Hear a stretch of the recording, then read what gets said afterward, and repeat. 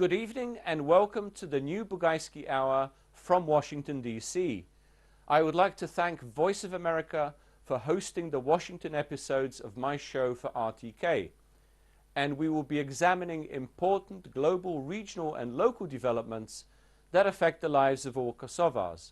I will be discussing important questions with a major political player, and my guest today on the BUGAJSKI hot seat in the US Department of State is the head of the South Central European or West Balkan office, Tom Yazgerdi.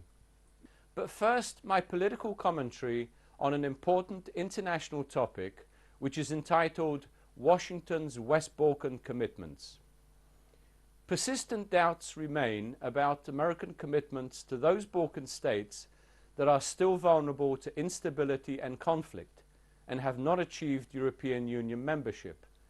For the Barack Obama administration, the Balkans are largely a historical footnote, rather than a pressing policy challenge. Conflicts and crises in the Middle East and East Asia are of much more direct concern than the prospect of renewed Balkan disputes. Balkan fatigue is compounded by Europe fatigue, with the conclusion that Brussels and Berlin must provide the leadership and muscle in the region rather than Washington. The US State Department wants to play a supportive role while signaling that America is no longer the supervisor who will automatically come to the rescue. During the past year, senior officials dealing with Europe have been preoccupied with the crisis in Ukraine and reassuring nearby NATO members that the US will protect them from Russia's aggression. Nonetheless, Washington maintains three priorities for the region: completing the map of democracies, fostering infrastructure and energy connectivity, and combating an assortment of transnational threats. Democratization remains the core belief among American policymakers, as they are convinced that this stabilizes countries and ultimately makes them productive. But formal democracy, without full political accountability and the rule of law, remains insufficient. The Greek debacle also demonstrated how a relatively strong democracy became a weak state because of mismanagement, corruption and clientelism. Having invested in the Western Balkans for over 20 years, the US wants to present the region as a success story and a showcase for democracy and free markets to countries in the Middle East and beyond. Washington is also focused on energy diversity for Europe, because it views Russian monopolization as a threat to regional security and to national independence. Hence, Belgrade is being urged to diversify its gas supply routes and not be fully dependent on Russia. The US is backing the Southern Corridor project with Azerbaijan and Turkey, with increasing supplies of Caspian Basin gas entering the European market. And according to Washington, combating corruption and crime through legislative and judicial reform must remain high on the Balkan agenda. Official corruption fosters political abuse, in which Macedonia has become a negative showcase. Democratic backsliding endangers stability and can increase conflicts with neighbors. Unfortunately, the US administration has done too little in unblocking the Greek veto on Macedonia's progress into the EU and NATO, a policy that contributes to regional instability. US officials also want Brussels and Berlin to undercut Russia's pernicious influences, whether these are generated through energy contracts, propaganda campaigns, corrupt business deals, or nationalist conflicts that undermine perspectives for EU enlargement. Given Washington's limited engagement in the Western Balkans, one wonders what would convince the White House about the necessity for closer involvement. The one stark possibility would be a crisis that the EU could not handle, such as an outbreak of violence that threatens state survival or challenges existing borders. Be careful what you do not wish for. Good evening again. It is time now for the BUGAJSKI Hot Seat, and our special guest today from the US Department of State is Tom Yazgardi, who is the head of the South Central Europe or West Balkan office at State. And again, Tom, thank you very much for hosting us at the department. To see you again, yeah. It's good to be back. It's always good to be back. And I'd like to thank also VOA for helping to host the show here. Now, before we zero in on Kosovo, because this is the sort of main interest of our viewership, I wanted to look at the bigger region, the bigger picture. I mean, you're responsible for the wider region. I don't mean responsible for the problems, responsible for trying to find solutions for the wider region. So let me start with some recent developments. I mean, in recent weeks and months, we've seen demonstrations and protests against alleged government abuses in Macedonia. We've seen protests in Montenegro against alleged corruption by the government. And we've seen, of course, in Kosovo, protests in parliament, primarily against the agreement between Serbia and Kosovo, which is interpreted in a certain way by the opposition. Are all these events related, would you say? Is there some sort of common thread? Because, you know, I don't want to go into conspiracy theories, but I'm always asked, Balkans are falling apart again. Is there a common thread in this? I don't think so, Janusz. I really don't. I think these are important. A number of the Balkan countries, in fact, all of them are facing significant issues. In Montenegro, for example, NATO accession is on the public plate, so to speak. There is some opposition, and those who wish to freely demonstrate against that policy of the government are free to do so. I think where you have to draw the line, like in any democracy, is for these demonstrations to be peaceful.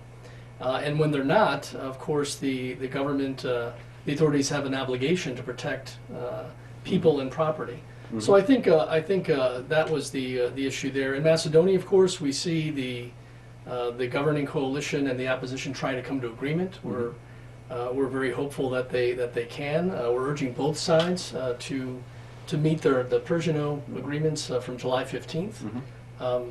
And we're hopeful that will be the case. And in Kosovo, of course, we see an opposition which is protesting ostensibly against perhaps the dialogue agreements and the border demarcation agreement with Montenegro. Again, these are what we see in Kosovo that's worrisome is tear gas in the parliament, which really has no place.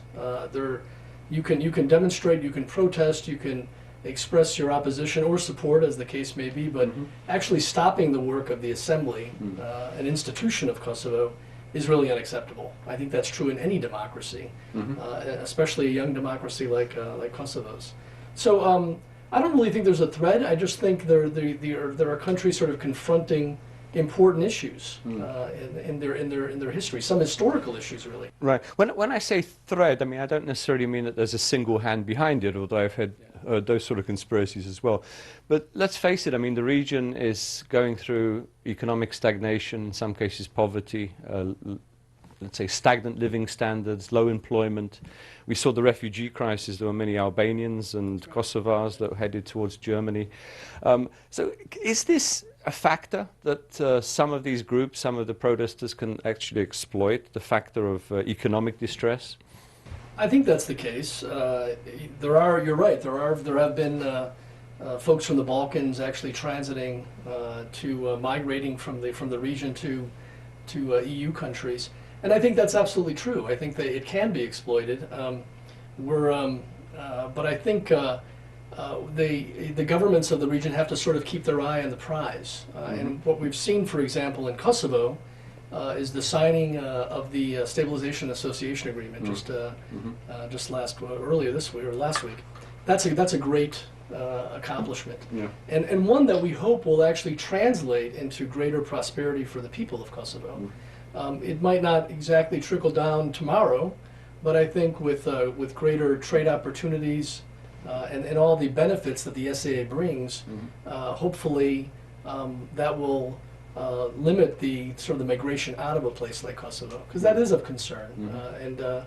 And we have seen some of the migrants from Kosovo taking advantage of the general migration crisis from Syria, Iraq, and elsewhere.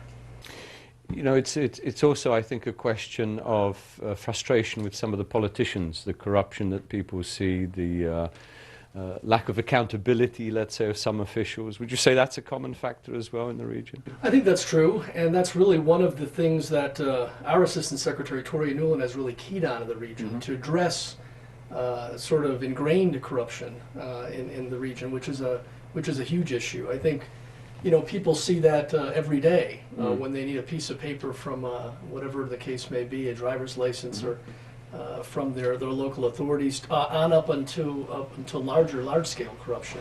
That is something that has to be combated. It's not something that is, of course, just limited to the Balkans. We have it in every country, including the United States. But I think it's something that we want to see addressed, and addressed in a way that can actually bring the confidence of citizens back. In Albania, for example, I know they're discussing decriminalization of the parliament. They're looking at judicial reform that has an anti-corruption aspect to it. These are important efforts that we think are absolutely essential to get that trust of the citizens back in their government, whoever's in power, because I don't think corruption knows one party or another. We see it sort of across the board in the Balkans. So I think that's it's a difficult issue to attack. You're dealing with some entrenched interests, sometimes with hand in hand with organized crime. But I think it's something that, in my own personal experience, I think we're starting to finally address in the Balkans. I think the United States was interested in stability at first in the Balkans, which we of course still are. But I think we've moved beyond that now to the point where we can address some of the underlying aspects that have been difficult in the past to get to, and one of those is anti-corruption. And in fact, long-term stability, long-term security sometimes means a little bit of instability, rocking the boat to reform institutions. That's right. You're asking entrenched sort of institutions, personalities, to change the way business is done. And of course, you're going to rock the boat. But I think if you have the people behind you, which I think is the case, you can actually show some progress. You can actually make some difference. People often ask me, why is it the Albanians do so well when they leave the country, and why are they so stifled when they're in the country? Yeah. How would you respond to that? Well, I think part of it is sort of the difficult situation that people do find themselves in Albania, and dealing with some of these entrenched interests and the way of doing business, where when they do come to a country like the United States, not that we are the be-all and end-all of prosperity and anti-corruption, but I think there's more opportunity too. I think there's more opportunity.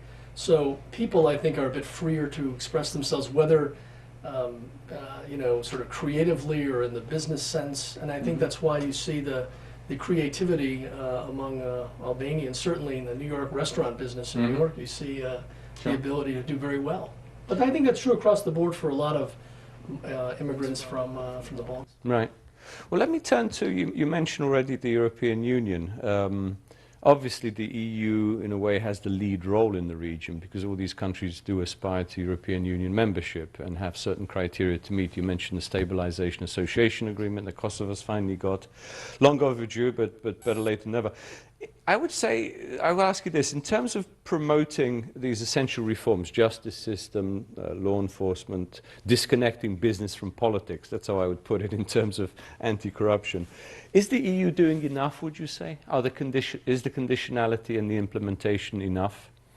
Yeah, it's a hard question to ask. I think we in the EU see eye to eye on that. I really do. I think they realize that the EU accession process, if it's taken seriously, which I think it is by the countries of the region, will ultimately lead to a situation where corruption will be less prominent, play less of a role in the lives of citizens. Again, even on a basic level of trying to get some permission from a local authority.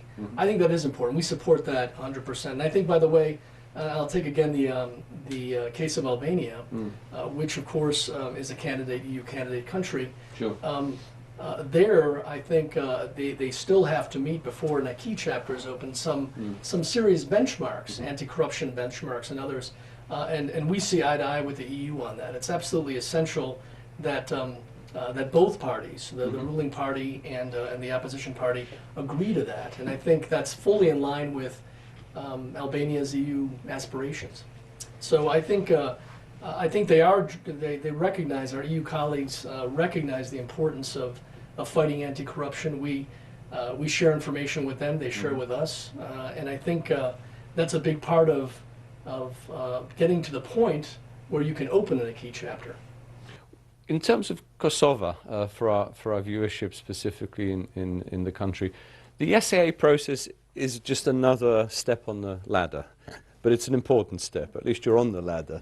What would you say? What would be your message to people in Kosovo who maybe have too high expectations about this, assuring EU membership, which is of course a long-term process? How would you envisage that timetable? How would you describe it?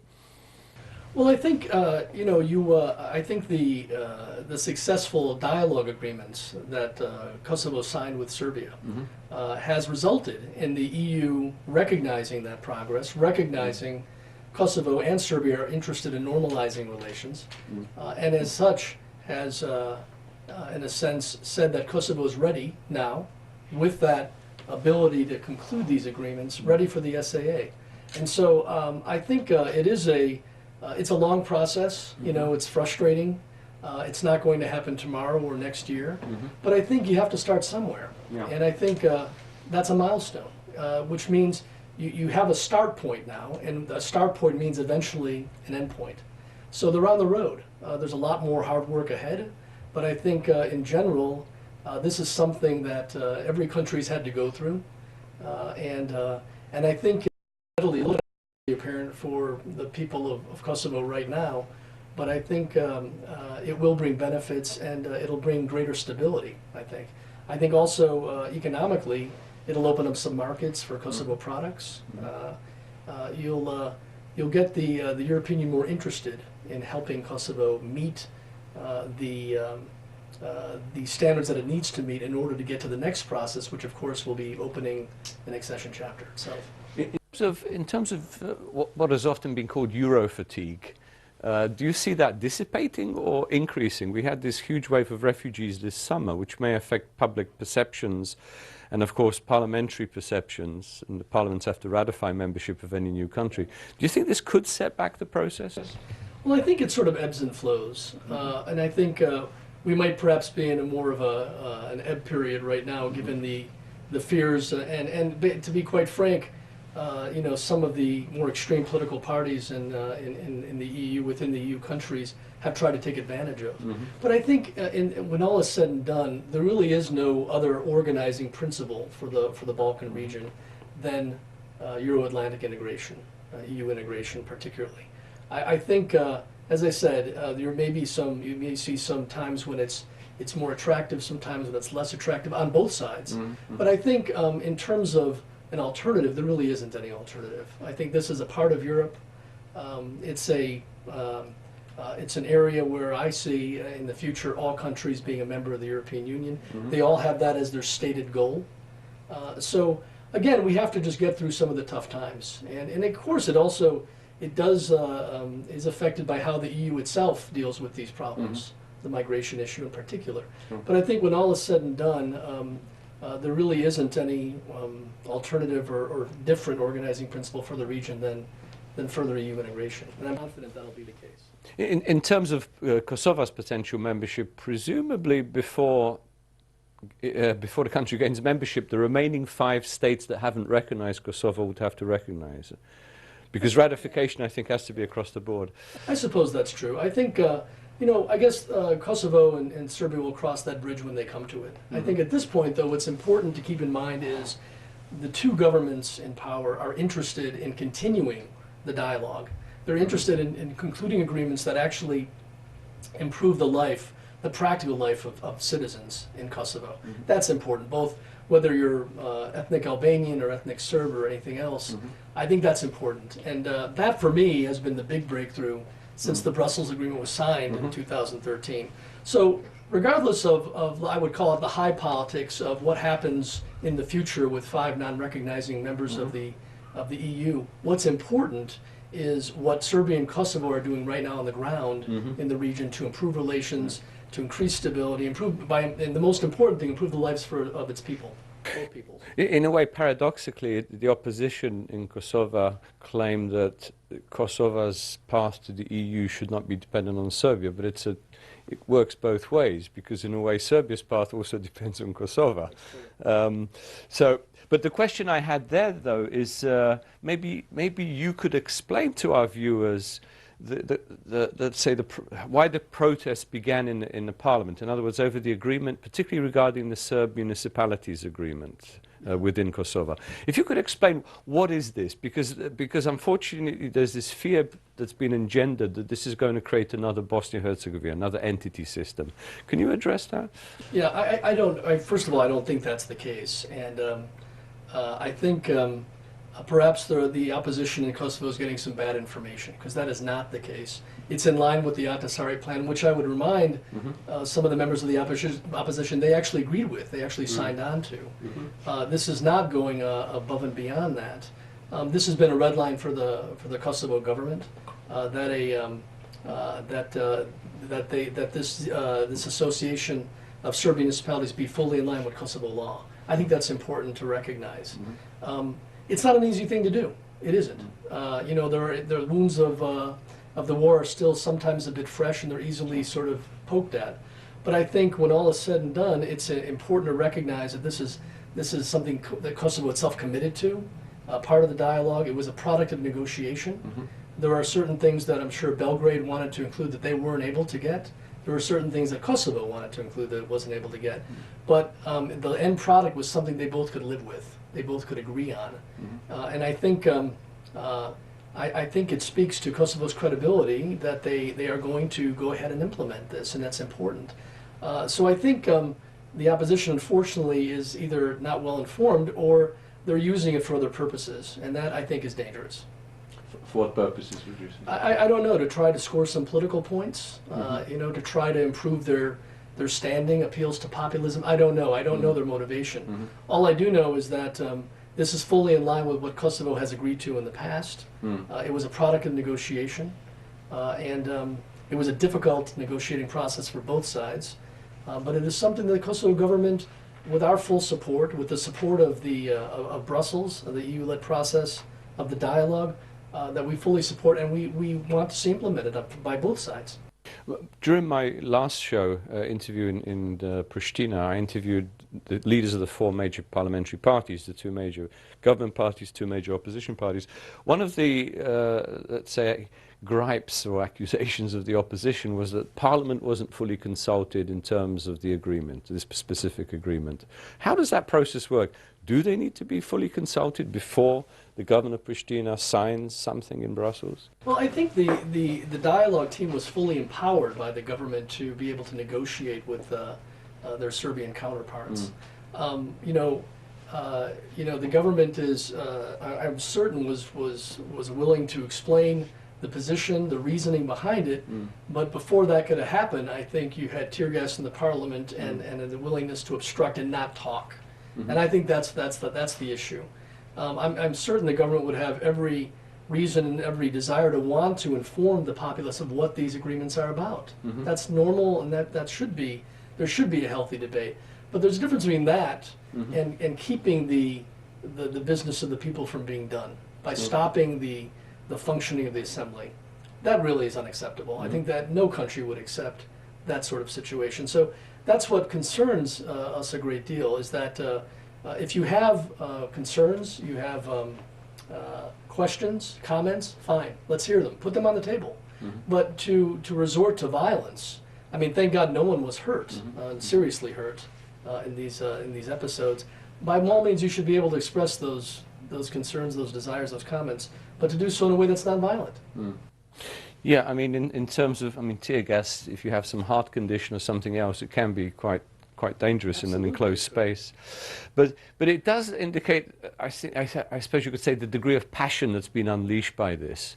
They argue, particularly leaders of Vetevendosje argue, this is the thin end of the wedge to partition or two-entity system or federalization of Kosovo. Can you put those, let's say, suppositions to bed, as we say in England? Yeah, I really don't think there's anything to them, to either partition or federalization. Again, these agreements, including the Association of Serb Municipalities, was in line with Kosovo law. They were the product of long negotiation and determination an agreement by the Kosovo side. They considered all these things. And so to say that this process will lead to that outcome, I think, is just specious. I don't think it's true.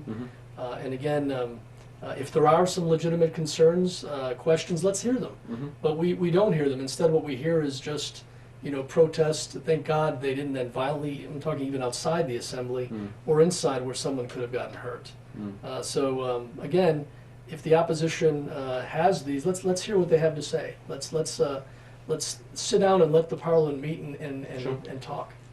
Well, my argument actually was to them was, why on earth would Washington and Brussels want to create another dysfunctional state in the region? That's exactly right. I mean, it doesn't make a lot of sense. The struggle we've had with Bosnia over the past few years, certainly don't want that repeated in Kosovo. No. And it won't be in Kosovo. It won't be. I just think anyone that argues that somehow the dialogue agreements will lead to that, I think is just misinformed or using it for other purposes. The other question I'm always asked is, when will Serbia recognize Kosovo's independence? How long would that process take? You know, it's hard to say. Again, to be honest with you, academics or others can discuss that. But what's important is that Serbia is willing to sit down with Kosovo to discuss practical agreements. And we salute Serbia for that. We know it's not an easy thing to do. We know, given the history and the obvious, you talk about passion, Janusz, the obvious passion that still infuses that argument in Serbia.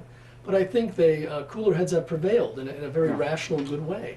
And so I think that will be addressed at some point in the future, I imagine. But what needs to be done now is to build, first of all, implement what the two sides have agreed to, and also then think about what else dialogue. Let's call it phase 2. What are the other agreements that can actually improve the lives of the people in Kosovo? Actually, and peoples on both sides of the border, to be quite honest, because it adds to stability, not only for those two countries but the region. That, I think, is the more important question. What can be done by implementing these agreements and agreements in the future that can improve the lives of people? That's, for me, the most important question. When you say both sides of the border, would it also involve, and there's been some comparison of the situation of the Albanian population, particularly in the Preševo Valley, is there going to be, let's say, more focus on improving their participation in Serbian political structures in the same way that Serb minority can participate in Kosovo's political structure? I think we have to be a little bit careful there, because the case of Kosovo was a sui generis case. It was based on the Ahtisaari plan. I know that talking to my colleagues who work in Preševo with the OSCE and other organizations, there are structures within the Serbian political system in which the Albanian minority and other minorities can actually, the national minority councils, for example, where they can express themselves. But I think we have to be careful to try to compare the two situations. Kosovo was a very unique situation in which the United Nations, for the first time in its history, actually administered the province of a country. That is unprecedented. Sure. So, in fact, I just had the Preševo mayors here a few weeks ago, Bujanovac and Preševo, and I met with them, and they raised that same issue. And I said to them, look, it's entirely appropriate to want to advocate for greater rights as you see them. But be careful about comparing the situation in Preševo with the situation in Kosovo. They're two distinct issues, situations and places. Why are they distinct? What would be the key factors? I would just say the history, the degree to which the United Nations was involved, the fact that an envoy, Mati Ahtisaari, was appointed and came to his conclusions. I think it's a very different situation than what was experienced in Preševo. There wasn't the same level of, to be quite honest, of violence. I was going to say, they didn't try to expel. No, exactly. So that's what I mean by the two situations. You need to be careful if you try to compare them. Fully agree. And how does that, let's say, the situation in Macedonia, which we're always watching very carefully, not only because of the recent abuses, but the position of the Albanian population, its commitment to that political structure, the implementation of the Ohrid Framework Agreement and so on. How would you compare that situation to Kosovo? Well, again, a different situation. I think the government and the governing coalition, the ethnic Albanian parties, they've been able to find common cause in using the Ohrid Framework Agreements. Does it mean that everything that the Ohrid Framework Agreements stipulated has been done? Probably not. Probably not. But I think at least what it did, it not only ended the armed conflict in Macedonia, but it provided a framework by which the Albanian community in Macedonia could further integrate. Is it exactly how we want to see that country? No. But does it provide a framework by which you can actually further integrate the Albanian community in Macedonia? Yes, we think it does. I think a lot of it requires political will, greater understanding, and I think sort of at the community level, at sort of the most basic level, of having the two communities, get to know each other a bit more and accept each other a bit more. And so I think again, I think we need to see the situation of the Albanian minorities, whether it's in Macedonia or Serbia or Montenegro. They're distinct situations. Sure. They're not all painted with the same brush. Right. And each community has different challenges, different issues, different stresses.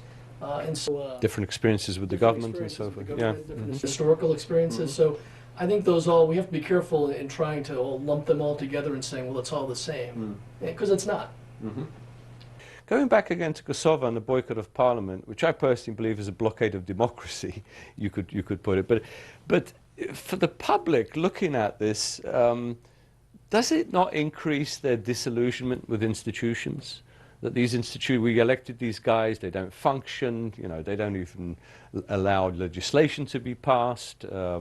Isn't this a danger that there could be this disassociation from citizenry from institutional? No, I think that's right, and I think if if it continues in this way, that disillusionment will probably grow, and that's what I think is a danger. You can criticize the Kosovo Assembly, you can criticize the government, that's fine. That's the work of an opposition. I think that's a healthy sign of a democracy, but trying to limit by violence debate and the functioning of an institution, as imperfect as it is, as imperfect as ours is in the United States, is just unacceptable and wrong. And I think we all have to stand up and say that's enough. That has to stop. And I've even heard from some people, maybe those who don't know the region that well, but those that may have a political agenda would say, well, Kosovo is a failing state.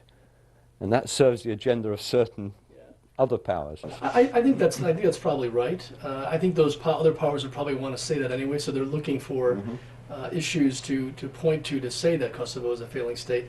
But it's not. It's it can be a thriving state, I think, if given the chance. And again, I think its future with this SAA as a first step in EU integration is sort of a like a ray of hope, I would say. And it's not an easy place. I served 3 years there. I know it's not an easy place, especially for young people. They're looking for opportunity, and it's difficult for them. But I think again, I go back to what I said before. You have to start somewhere, and you have to. I think this integration process, this first step, will provide for a greater stability for that place, which means probably greater foreign investment. Kosovo has a lot of challenges. It needs to have a steady energy supply, as we know. We can talk about Kosovo Sea, which is a difficult issue. It needs rule of law. It needs a parliament that can meet without the opposition using violence. There's all sorts of challenges, but I still think there's the political will on the part of the citizens there to build their state, and I think that won't change. I think also very interesting, the opposition did take part in the SAA vote, which indicates that all sides are committed to EU integration, which is a real positive, I think, for the... I think that was good to see. That was good. Now, if that would translate into allowing the assembly to operate freely, I think that would be even better.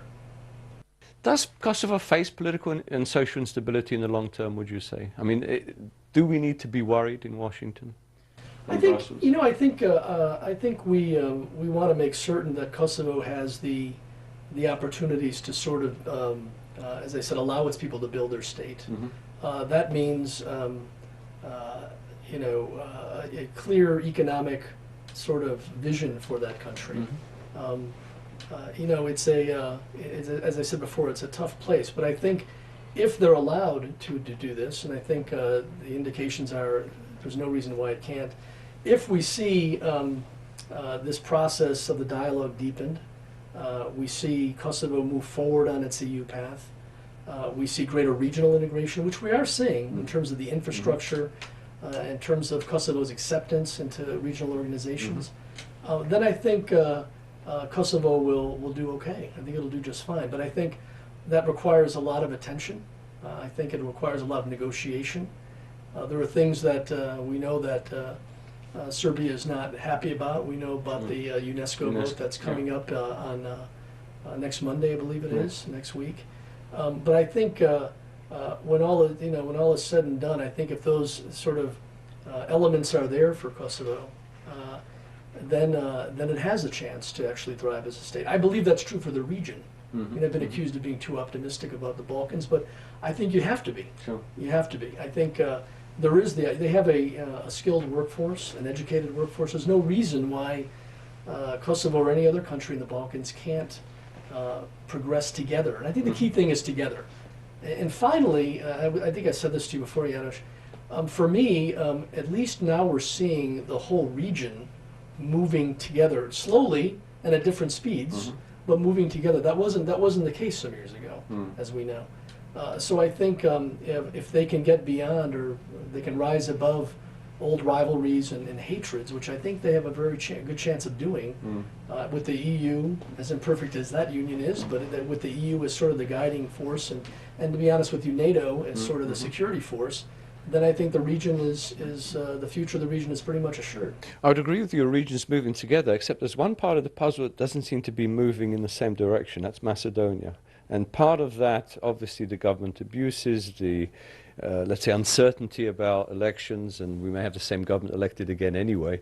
But the blockade by Greece, effectively, through the veto on NATO and EU accession because of the name dispute. Should America be more involved in this? Well, we are. We're encouraging. There's hopefully a process we think underway. Minister Kotsias, the Greek foreign minister, visited the region a few months ago, and he visited Macedonia as well. And we're hopeful that the two sides are actually interested in engaging in confidence-building measures, which we hope could actually lead to greater understanding and resolution of the name issue. It is difficult. It has been difficult for Macedonia, but it's not impossible. There have been worse sort of long-standing issues that have been resolved in world politics. We think this can be resolved as well. There's no question.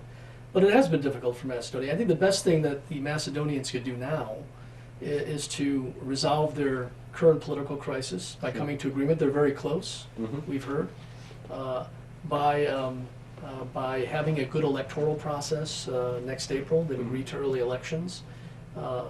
They've agreed to a special prosecutor to investigate some of the allegations in the wiretap scandal. If they can actually do that, I think that will lay to any or put to rest any concerns aside from the name issue.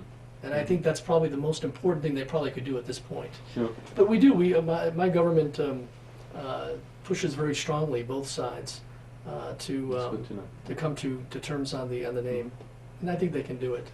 Going back to Kosovo, one other question I wanted to cover, which is this crackdown on radicalism, potential terrorism. Prime Minister Mustafa stated that this new strategy, including a law banning participation in foreign conflicts, will help plug Kosovo into the, let's say, campaign or struggle against international terrorism.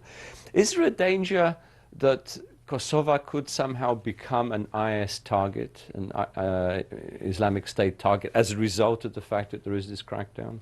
Well, I think there's always that's true of probably any state, I think, that takes measures, and not just Kosovo. But I think it's important that I think you need to deal with the issue not out of fear but out of conviction. And I think that's what Prime Minister Mustafa is trying to do, and we support that very strongly. He sees a problem, he sees an issue. We provided some support to him, some technical expertise to try to deal with the issue. And I think, again, you have to do what you have to do, and that's important, regardless of whether you might become a potential target of ISIL or anybody else. So I think he's doing the right thing. I think we're trying to help him with best practices.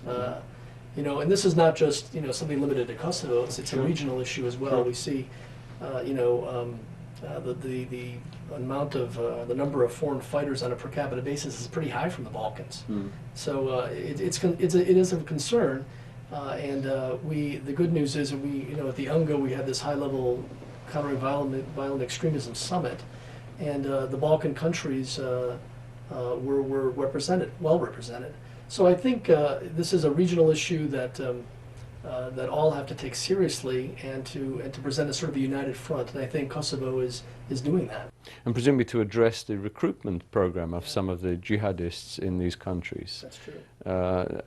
Are there programs being developed to help, let's say, local imams, to help the Muslim community to, let's say, expose some of these radical elements? Yeah, I think the whole idea behind, and I have a little bit of experience from this because I actually served in Afghanistan, in Kabul, where the problem was at a much greater degree, as you can imagine.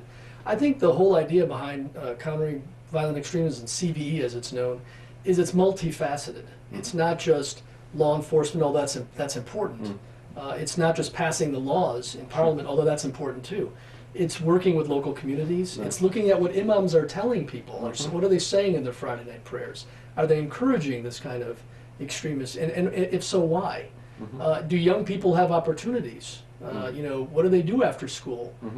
You know, are they able to find work when they graduate from high school or college?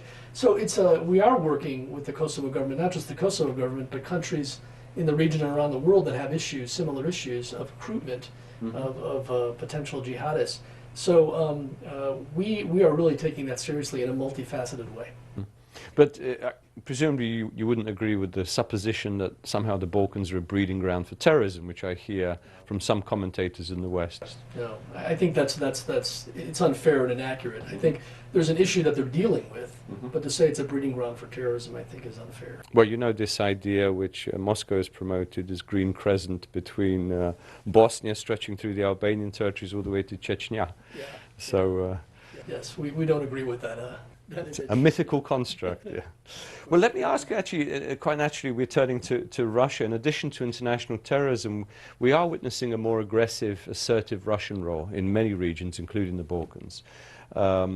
Threats against NATO and EU enlargement. We see this in Montenegro. Prime Minister Djukanovic has complained about this negative Russian influence.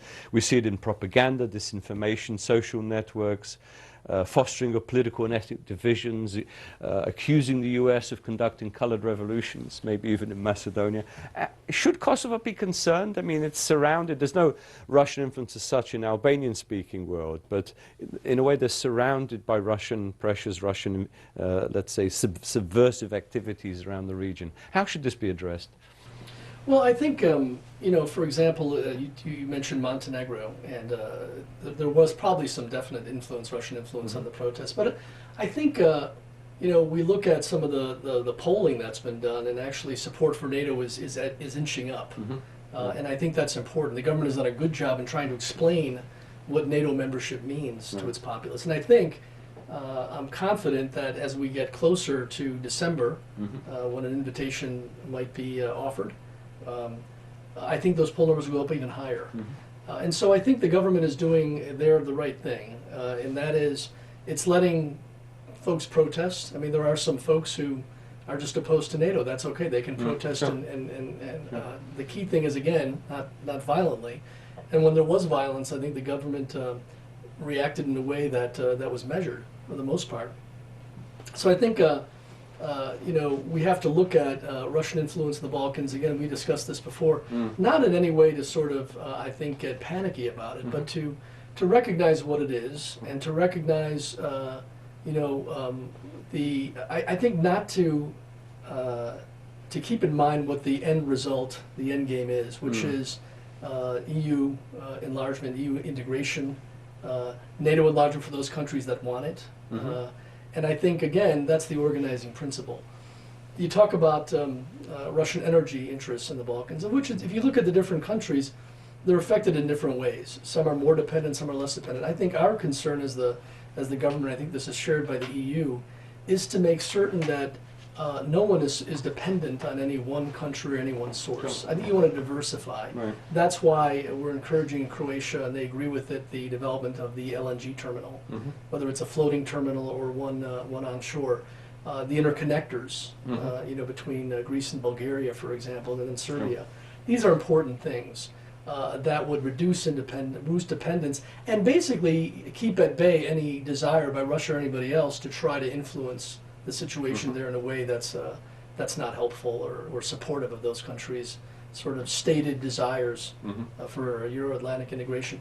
For Kosovo, I don't think we have to worry much about pro-Russian influence in Kosovo, but I think it is something to watch, it's something to bear in mind, but not to get overly panicky about, to address the issues where they exist, and I think the governments by and large are doing that. Maybe it's too early to talk about it, but something that just occurred to me, you mentioned NATO membership for Montenegro, possibly for the next round. When will Kosovo become a member of NATO? Well, we know that they would like to become a NATO member tomorrow, but I think there's some things they still have to do, obviously. They still have to, there's this whole idea to transform the security force to the Kosovo Armed Forces. And they know what they have to do. It's not an easy thing, and that is to make certain that the Kosovo Serbs feel secure about that and that they agree with it. And so if that is Kosovo's stated desire, which I'm sure it is, there's a lot of steps that would have to be done before that would come to fruition. And I think the Kosovo leadership understands that, not just with Kosovo Serbs, but I think making certain that it's not a threat to anyone, which I don't think it would be, but to make certain that it's a sort of organic process that develops in a way that makes sense. And Serbia itself at some point may wish to join. I mean, I know Defense Ministry and members of the military would like to be part of the most modern and sophisticated military force, not to be somewhere in the wilderness or linked with, let's say, an obsolete Russian military. So presumably the whole region eventually, our policy is to involve the whole region, to bring the whole region into NATO. Well, I think it's obviously a decision for the Serbian government, the Serbian people to make. We already do, NATO already does have a relationship with Serbia in the so-called Individual Partnership Action Plan, which is good. We would encourage Serbia to consider exercises with NATO if they want to see how NATO operates, how countries work together in NATO. But again, that's a decision for the Serbian government and the Serbian people to make. Right. Very last question, Tom, because we're running out of time. How would you explain the US commitment now to the Balkans? Obviously, the EU has taken the lead role. The key part of EU foreign policy is actually to bring these countries into the fold, into the organization. What is the US role? Because I hear from some people, the US isn't interested anymore, it's in the background somewhere. Tell us how you see it. We have an abiding interest in the Balkans. I think that was clear from our involvement, intervention in the Balkan Wars. We hope we never have to intervene like that ever again, and I don't think we will. But I think as we see it, it is an EU-led process, and we see ourselves in a strong supportive role for that. Because none of the countries of the Balkans are going to be the 51st state. Although if you had a referendum in Kosovo, that might not be the case. But seriously, I think they all are going to be members of the EU at one point. So we want to make certain that we're in lockstep with our EU colleagues. We don't always see eye to eye, but we have a very good. Maybe next interview I'll ask you where you don't see eye to eye. Okay, but I think we see ourselves supporting that very important process of economic prosperity as sort of identified or by the European Union as the way ahead, and the security that NATO can provide. So I see a very strong collaboration between the United States and the European Union. Great. Tom, thank you very much for joining me on the show, and I'm sure we'll have you back as conditions evolve in Kosovo and the region. Thanks very much. Thank you. Unfortunately, we have already come to the end of today's show. I have greatly enjoyed being with you and my colleagues, both at RTK, but also here at VOA. Good night, everyone. Stay healthy, be productive, and remain optimistic. And see you all very soon in Pristina. Miru Pavshim.